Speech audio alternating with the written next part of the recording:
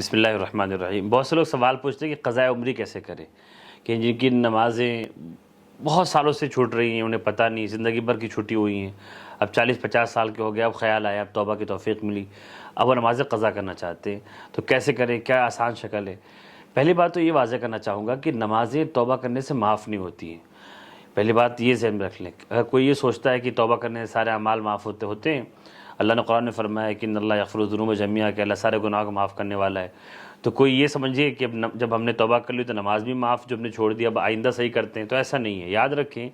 کوئی بھی حق، خواہ وہ بندے کا ہو یا اللہ کا ہو، وہ توبہ کرنے سے معاف نہیں ہوتا، حق ادا کرنا پڑے گا، حقوق ادا کرنے ہی پڑیں گے۔ جیسے کسی کے روزے چھوٹ گئے، روزے رکھنے ہی پڑیں گے، نمازیں چھوٹ گئی، نمازیں قضا کرنی ہی پڑیں گی،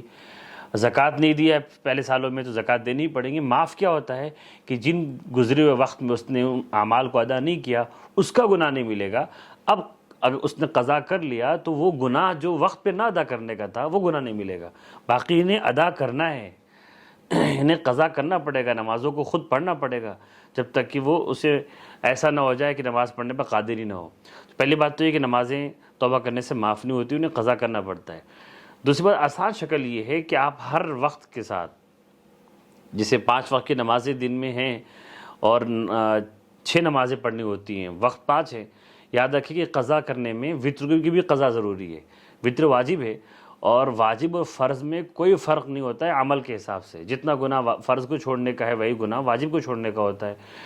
بس فرق یہ ہوتا ہے کہ فرض کے انکار سے انسان کافر ہوتا ہے، واجب کے انکار سے کافر نہیں ہوتا، لیکن ضروری دونوں کو کرنا ہے۔ تو نمازیں جب آپ قضا کریں گے تو ایک دن کی 6 نمازیں قضا کریں گے، تو اس طرح آپ کے لیے آسان یہ ہوگا کہ فجر کے وقت میں فجر کی قضا کر لیں پہلے دن کی، جب آپ کی نمازیں چھوٹی ہوئی ہیں، مثلا آپ نے 16 سال کی عمر سے نمازیں چھوڑی ہوئی ہیں، تو آپ یہ ذہن میں سوچ لیں کہ 16 سال کی عمر میں جو پہلی نماز میری فجر کی چھٹی تھی، اور پہلی فجر میں آج قضا کر رہا ہوں، پھر ظہر کے ٹائم میں جو میری پہلی ظہر چھٹی تھی وہ قضا کر رہا ہوں، عصر کے ٹائم میں آپ جائیں تو پہلی عصر جو چھٹی تھی وہ قضا کرنے جا رہا ہوں۔ ایسے اگلے دن میں آپ جو سوچیں کہ جو میں نے نمازیں قضا کر لی ہیں، اس کے بعد جو نمازیں باقی ہیں ان میں جو پہلی والی تھی اس کی قضا کر رہا ہوں، جو پہلی والی ظہر بچی ہوئی ہے اس کی قضا کر رہا ہوں، جو نمازیں چھوٹی ہوئی ان میں جو عصر کی چھٹی ہوئی ہے اس میں جو پہلی والی عصر اسی قضا کر رہا ہوں۔ تو اس طریقے سے ترتیب وار آپ نیت کریں، قضا کرتے جائیں۔ قضا کرنے میں ایک سہولت ہے، ایک آسانی کی چیز بھی یاد رکھیں کہ فرض نماز میں 2 رکعت کے بعد تیسری یا چوتھی رکعت میں سورہ فاتحہ پڑھنا یا سورہ پڑھنا ضروری نہیں ہوتا، سنت ہوتا ہے۔ تو اگر آپ کے پاس وقت کم ہے یا قضا نماز اور سنتوں کو سب ملا کے پڑھنے میں بوجھ زیادہ